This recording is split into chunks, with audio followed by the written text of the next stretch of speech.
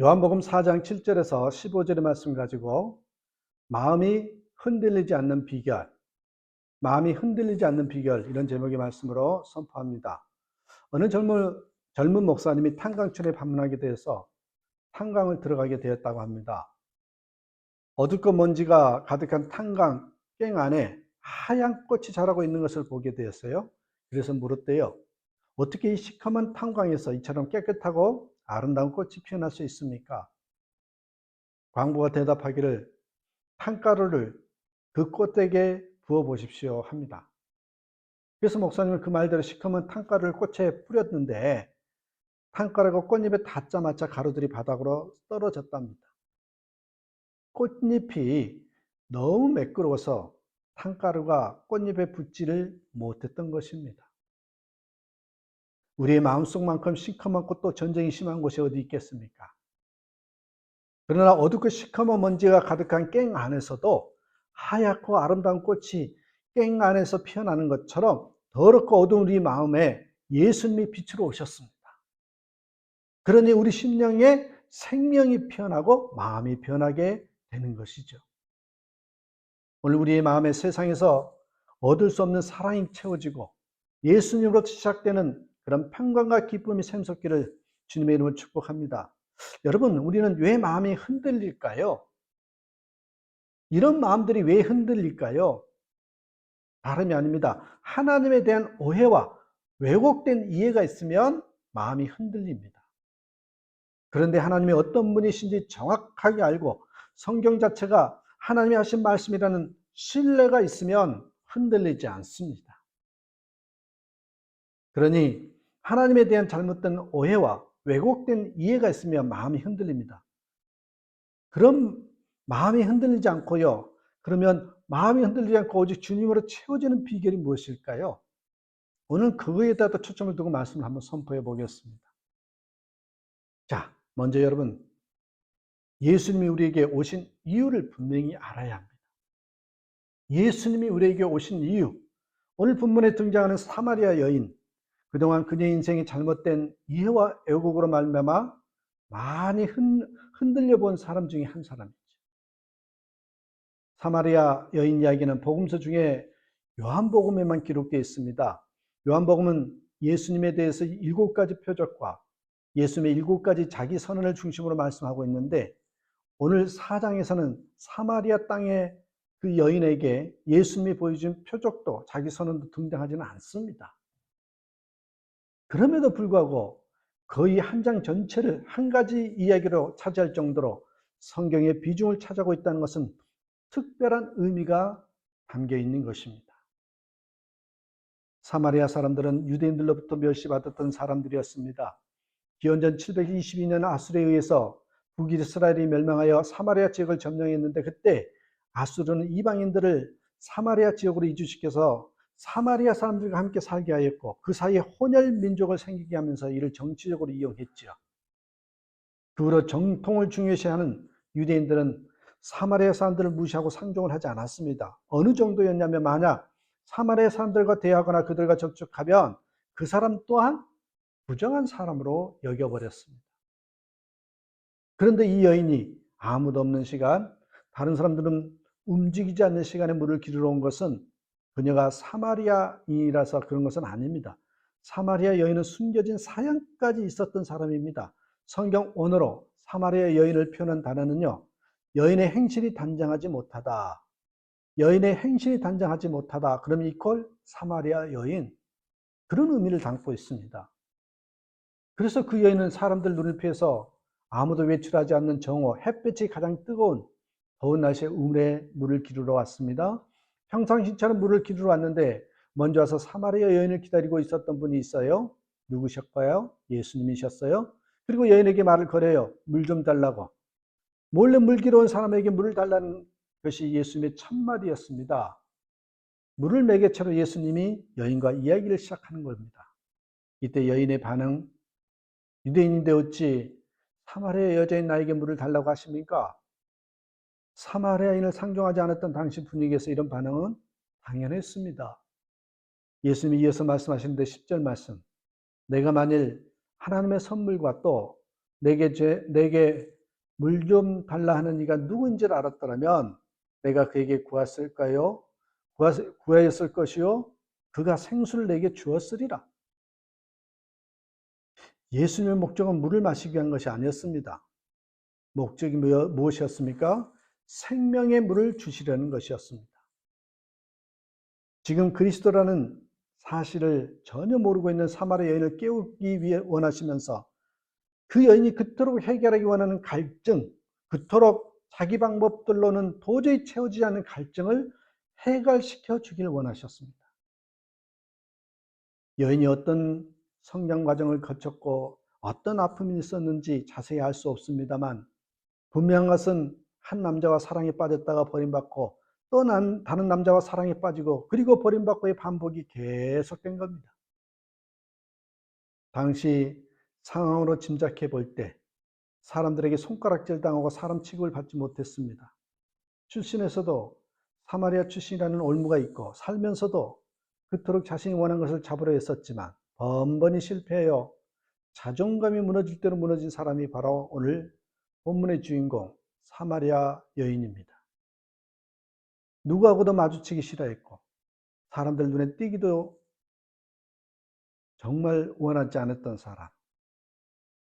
그런 사마리아 여인에게 예수님은 자신의 방법으로 어떻게든 쟁취하여 갈증을 채우려고 하는 사람들, 사마리아 여인처럼 사랑받기를 원하고 인정받기를 원하는 사람들에게 내 힘으로 보란듯이 살아보고 하는 그런 사람들에게 오늘 근원적인 답을 주십니다.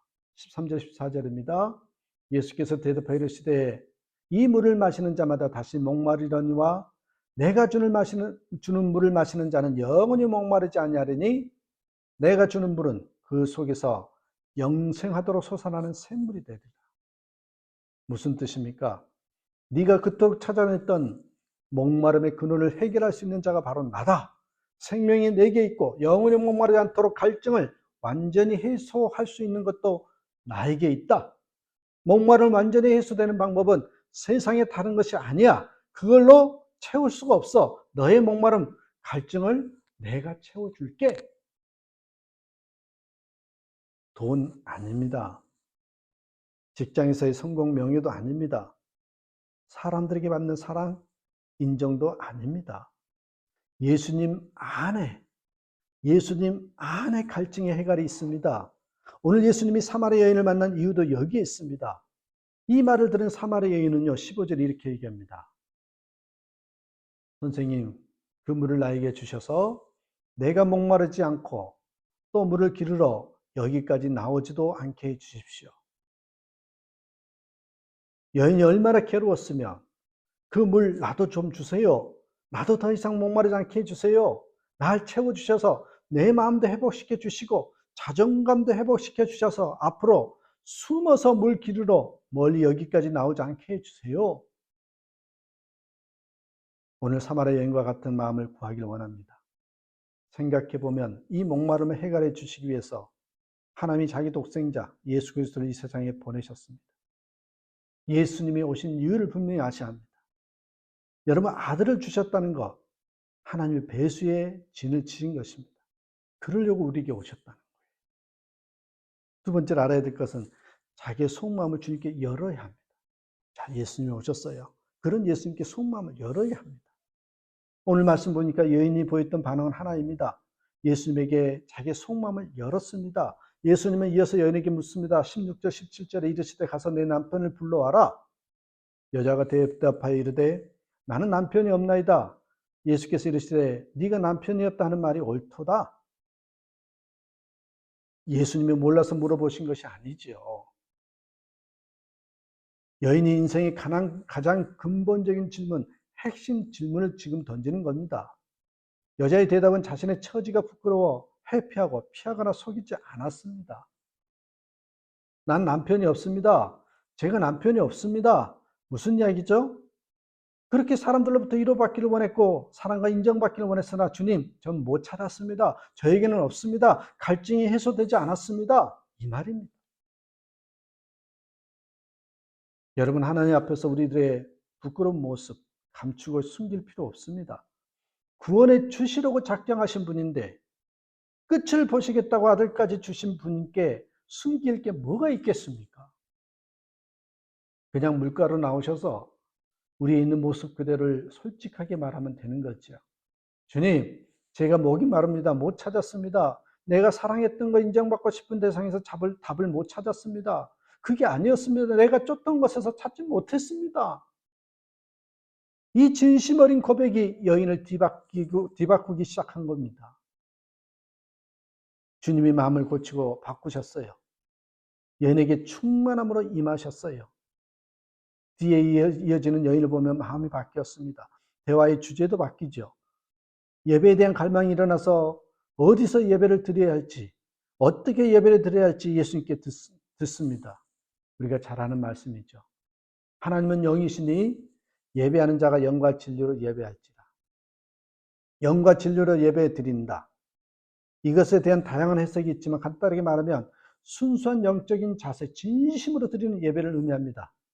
여인이 난 남편이 없다고, 난 사랑받고 인정받고 싶었는데 못 찾았다고, 그렇게 말하는 그 진실한 마음으로 하나님 앞에 나아가는 것, 그게 예배죠. 하나만 더 생각합니다. 셋째로 당당하게 자기를 드러내고 신앙 고백을 해야 됩니다. 자, 예수님 우리를 위해서 오셨어요. 그분에게 솔직하게 내 진심을 보여드리고 고백하는 겁니다. 고백. 내 신앙 고백을 하는 겁니다. 오늘 본문의 여인이 속마음을 드러낸 후에 또 하나의 변화가 있었습니다. 그가 물동이를 버리고 동네에 들어가서 사람들 앞에 서게 되었다라는 거예요. 당당하게. 28절, 29절. 여자가 물동이를 버려두고 동네에 들어가서 사람들에게 이르되 내가 행한 모든 일을 내게 말한 사람을 와서 보라. 이는 그리스도가 아니냐 하니 숨어 다니던 모습을 던져버리고 가지고 있던 우물통도 버렸습니다. 당당하게 사람들 앞에 섰어요. 마음이 완전히 변한 것이죠. 그동안은 그렇게 채우고 싶어도 채울 수가 없었고 사람들의 사랑을 갈구했던 그 마음이 주님으로 채워지니 자존감이 회복됐습니다. 숨지 않고 당당하게 자기를 드러내면서 예수님을 외치고 있습니다. 그는 그리스도다. 내가 그리스도를 만났다. 그런 놀라운 변화 아닙니까? 미국 오하이오주 신시내티 출신의 엘레나 베저리크라는 여자아이가 있었습니다. 엘레나가 6살 된 아이였는데 뇌종양에 걸린 겁니다. 병원에서는 9개월밖에 살 수 없다는 진단을 받고 의학적으로 손을 쓸 수 없게 되었죠. 이 6살 된 아이가 사랑하는 가족들, 엄마와 아빠, 그리고 동생을 볼 수 없게 된 사실에 슬펐지만, 근데 그 아이가 자신보다 아파할 가족을 위해 뭔가를 해야겠다는 결심을 합니다. 그래서 이 아이가 무엇을 했냐면 가족들을 향해서 메시지를 남기는 일을 했습니다. 평소에 그림 그리기를 좋아했던 아이가 간단한 쪽지와 그림을 넣어서 가족들에게 하고 싶은 말을 적어 놓았습니다. 가능한 많은 쪽지와 편지를 써서 책, 장식장, 서랍, 가방, 집안 구석구석 감춰 놓았습니다. 안타깝게 수개월 뒤에 엘레나는 자기 침대에서 가족들이 지켜보는 가운데 숨을 거두죠. 식구들이 엘레나가 떠난 후 정리를 하는데 서랍, 상자, 크리스마스 장식품 등을 열 때마다 엘레나가 남기는 흔적들이 하나씩 발견되는 거예요. 쪽지에는 엘레나가 그린 그림과 함께 사랑해요 엄마 아빠, 그리고 그레이스, 내가 아파서 미안해 라는 가슴 아픈 메시지가 담겨 있었습니다. 또 동생에게는 이런 메시지가 있었습니다. 그레이스는 많은 것을 잃게 된다. 엄마와 아빠를 언니에게 양보해야 되고 네 4살짜리가 누릴 수 있는 여름의 오후 기쁨을 잃어버리고 결국에는 언니도 잃어버릴 것이다. 자신의 집뿐만 아니라 할머니 집에도 매물을 숨겨놓았고 수백 장의 쪽지를 모두 찾는데 거의 2년이라는 시간이 걸렸답니다. 이 사실을 알게 된 엄마 아빠는 그제서야 엘레나의 의도를 알아차리기 시작한 거죠. 가족들이 여기저기 엘레나에 남긴 쪽지의 일부를 액자에 넣어 간직하고 항상 하나씩 지니고 다니면서 그림을 대신했습니다. 부모는 딸을 해상하면서 이렇게 이야기했다고 합니다. 엘레나는 나이에 걸맞지 않게 현명했어요. 자신의 방식으로 더 어린 친구들에게 도움을 주려 했고 위로가 필요하다고 느끼는 어른들에게 기꺼이 손을 내밀었습니다. 딸이 죽은 후 부부는 자선단체를 설립해서 암 환자들을 돕고 있으며 엘레나 쪽지들을 남겨진 쪽지라는 학문의 책으로 엮어냈습니다. 가족들은 그가 남긴 수많은 쪽지들로부터 힘을 얻었습니다. 어린아이가 얼마나 기특합니까? 쪽지를 통해서 가족들에게 평소에 할 수 없었던 이야기를 남겼습니다. 보십시오. 엘레나가 가족들에게 행복을 준 계기가 무엇입니까? 아픔을 당당하게 인정하고 자기의 사랑 고백을 표현했다라는 것이에요. 여러분, 예수님이 말씀하셨고 그 예수님은 사랑으로 오셨습니다. 흔들릴 필요가 없습니다. 배수진을 치시고 아예 끝을 보시려고 살려주시려고 아들을 주셨다니까요. 영원히 목마르지 않는 생수가 내게 있다. 우리 마음의 출신 때문에 금수저가 아니라고 해서 절대 절망할 필요가 없습니다. 배운 것이 없고 외모도 뛰어나지 않다고 해서 절망할 필요가 없습니다. 힘 있는 사람이 주변에 없다고 낙심할 이유도 나 가난한데 내 처지와 형편에서 어떻게 내가 일어설 수 있나 그런 생각하지 마십시오. 흔들릴 이유가 없어요. 갈증은 그것으로 어차피 안 채워집니다. 주님으로 채워주셔요. 주님이 채워주신다고요. 데살로니가 후서 3장 5절에 주께서 너희 마음을 인도하여 하나님의 사랑과 그리스도의 인내에 들어가게 하시기를 원하노라. 오늘 주님이 우리의 마음을 하나님의 깊은 사랑을 알게 하시는 자리, 갈증이 채워지는 자리로 인도하실 겁니다. 다시 한번 오늘 사마리아 여인을 만났던 그 예수를 만남으로 마음이 흔들리지 않는 저와 여러분의 삶이 되기를 주님의 이름으로 축복합니다. 기도하겠습니다.